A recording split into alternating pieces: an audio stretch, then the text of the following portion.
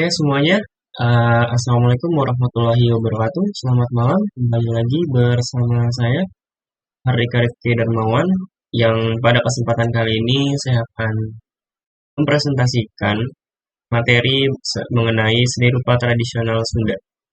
Saya di sini mewakili anggota kelompok saya, kelompok seni rupa dari kelas 12-7. Oke, langsung aja ya. Nah, pada dasarnya, seni rupa tradisional adalah karya seni rupa yang berkembang dalam suatu budaya secara turun-temurun dan memiliki aturan serta pola yang tetap. Seni ini diwariskan dari generasi ke generasi dan seringkali memiliki nilai budaya, religi, atau sosial yang kuat. Seni rupa tradisional mencerminkan identitas dan karakteristik suatu daerah melalui bentuk, warna, dan motifnya. Nah, jadi seni rupa tradisional ini seni rupa yang ada sejak zaman nenek moyang atau bisa dibilang dia itu turun temurun dari generasi ke generasi. Nah, Indonesia ini kan negara yang kaya akan budaya, banyak sekali adat istiadat dari berbagai macam suku, pedesaan dan lain sebagainya. Nah, jadi tiap-tiap suku itu memiliki identitas atau karakteristiknya masing-masing. Ada yang bentuknya kayak gini, ada yang warna kayak gini, ada yang motifnya kayak gini, dan lain sebagainya. Nah, kemudian kalau ciri-cirinya tuh apa aja sih dari seni rupa tradisional ini yang membedakan dia dengan seni rupa uh, modern gitu kan, kontemporer. Nah, yang pertama ini memiliki aturan atau pola tetap. Nah, jadi seni rupa tradisional ini aturannya itu udah ditetapkan sejak lama gitu. Jadi apa yang udah ada dari dulu itu tetap sama sampai sekarang, sampai ke turun-temurun sampai ke generasi sekarang. Nah, kemudian yang kedua, mengandung nilai budaya dan filosofi. Nah, jadi setiap motif atau bentuknya memiliki makna, memiliki arti gitu, yang seringkali terkait dengan kepercayaan atau sejarah lokal. Kemudian dia digunakan dalam upacara adat atau keagamaan. Nah, banyak seni rupa tradisional yang digunakan dalam ritual keagamaan atau adat untuk keperluan spiritual. Nah, selanjutnya, menggunakan bahan dan teknik khas daerah. Nah, proses pembuatan ini menggunakan bahan-bahan alami yang didapat dari alam tentunya, kayak kayu, kain, atau tanah liat dengan teknik khas tempat atau bahkan batu juga ada. Nah, yang terakhir, ada bersifat fungsional dan estetis. Selain memiliki nilai keindahan, banyak seni rupa tradisional juga memiliki fungsi tertentu dalam kehidupan masyarakat. Jadi dia memiliki fungsi sosialnya juga. Gitu. Nah, apa sih fungsi dari seni rupa tradisional itu? Banyak ya. Yang pertama ada fungsi ritual. Dia itu digunakan dalam kegiatan keagamaan dan upacara adat seperti wayang golek dalam perayaan keagamaan. Nanti kita bahas juga wayang golek di next slide ya. Kemudian ada fungsi estetika, di mana seni rupa tradisional ini sebagai sarana untuk memperindah lingkungan dan memperkaya ekspresi budaya masyarakat. Kemudian ada fungsi sosial yang tadi sudah saya sebutkan. Dia ini mencerminkan identitas masyarakat dan mempererat hubungan sosial melalui simbol-simbol budaya. Kemudian juga sebagai fungsi pendidikan nih, sebagai media pembelajaran untuk mengenalkan nilai-nilai budaya dan sejarah kepada generasi muda. Nah, ini juga merupakan salah satu upaya kita untuk mempertahankan seni rupa tradisional yang udah ada sejak dahulu dengan cara mengenalkannya kepada generasi-generasi muda agar tetap berkelanjutan gitu, tetap ada.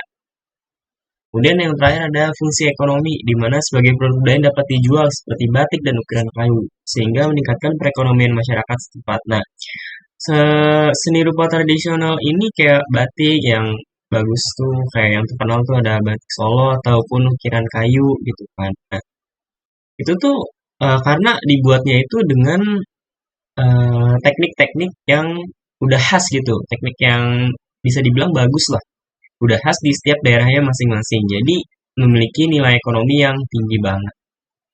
Banyak kan kayak kita misal ke daerah-daerah tempat wisata yang dimana tempat wisata itu pasti punya dong seni rupa tradisionalnya sendiri. Nah, biasanya kan ada tuh di tempat oleh-oleh. Nah, itu harganya juga nggak main-main karena emang buatnya susah dan bahannya berkualitas gitu. Nah, seni rupa sendiri dibagi menjadi dua. Ada seni rupa dua dimensi dan seni rupa tiga dimensi. Nah, kalian tahu sendiri kalau seni rupa dua dimensi itu hanya memiliki panjang dan lebar.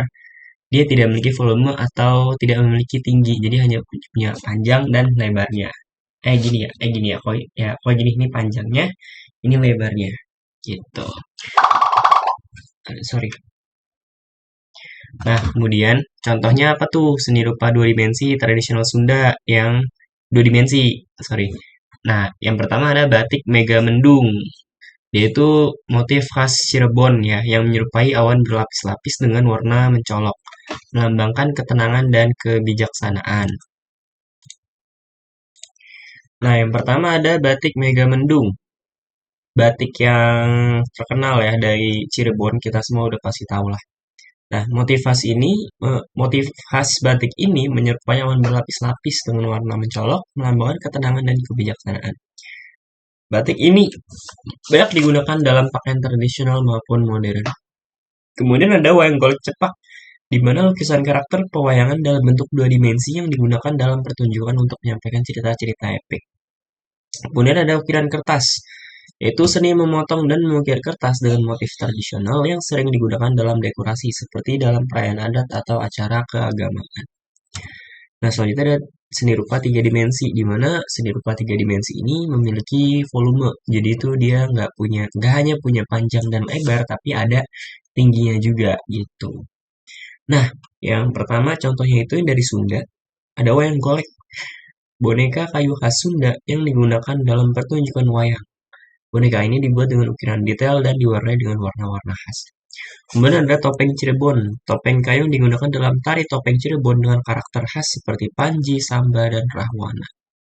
Setiap bentuk topeng melambangkan karakter tertentu dalam cerita tradisional. Kemudian ada patung Dewi Sri, yaitu patung yang melambangkan kesuburan dan sering ditemukan dalam budaya agraris masyarakat Sunda. Patung ini biasanya ditempatkan di sawah atau rumah untuk meminta berkah panen yang melimpah. Nah, seni rupa tradisional ini kan merupakan bukti identitas atau karakteristik dari setiap-setiap daerah, dari setiap-setiap budaya sejak zaman nenek moyang, dari generasi-generasi yang terus diturunkan. Nah, tentunya kita harus punya upaya gimana caranya nih agar seni rupa tradisional tersebut itu tetap bertahan di generasi-generasi yang mendatang. Nah, ada berbagai upaya dan caranya nih. Yang pertama ada melalui pendidikan dan pelatihan, di mana para budayawan, guru-guru yang mempelajari seni rupa tradisional, yang ahli dalam seni rupa tradisional ini mengajarkan kepada generasi-generasi muda di sekolah dan sanggar seni agar generasi muda mengenalnya. Nah, yang kedua ada pengenalan digital. Kita kan sekarang hidup di dunia yang serba digital ya, di mana media sosial ini bisa dibilang ya zaman emasnya gitu loh. Di mana apa-apa tuh bisa lewat media sosial, kita bisa cari info-info yang viral, info-info terkini. Nah, kita juga harus memanfaatkan media sosial ini dengan maksimal gitu. Nah, salah satu pemanfaatannya yaitu dengan mempromosikan seni rupa tradisional melalui media sosial dan platform digital agar lebih dikenal luas. Semakin dia lebih dikenal luas, semakin banyak orang yang tahu, semakin ada gitu eksistensinya, nggak akan hilang. Nah, kemudian ada festival budaya. Nah, yaitu mengadakan pameran dan pertunjukan seni rupa tradisional secara berkala untuk meningkatkan apresiasi masyarakat. Kemudian ada pelestarian bahan dan teknik nih, di mana kita menggunakan bahan alami dan metode tradisional dalam pembuatan karya seni untuk mempertahankan keasliannya, gitu. Dan yang terakhir ada dukungan pemerintah dan masyarakat. Nah, tentunya harus ada nih kolaborasi yang setimpal antara pemerintah dan masyarakat. Dua-duanya itu harus memberikan benefit, memiliki kemauan yang sama, tujuan yang sama, yaitu mempertahankan seni rupa tradisional dari generasi ke generasi. Nah, caranya dengan meningkatkan kesadaran masyarakat dan memberikan dukungan ekonomi bagi para seniman agar mereka terus berkarya. Oke. Nah, jadi kesimpulan yang dapat diambil dari seni rupa tradisional ini bahwa seni rupa tradisional merupakan bagian penting dari warisan budaya yang mencerminkan identitas suatu masyarakat. Dengan beragam jenis dan fungsinya, seni rupa tradisional tidak hanya memiliki nilai estetika, tetapi juga berperan dalam kehidupan sosial, pendidikan, ekonomi, dan spiritual.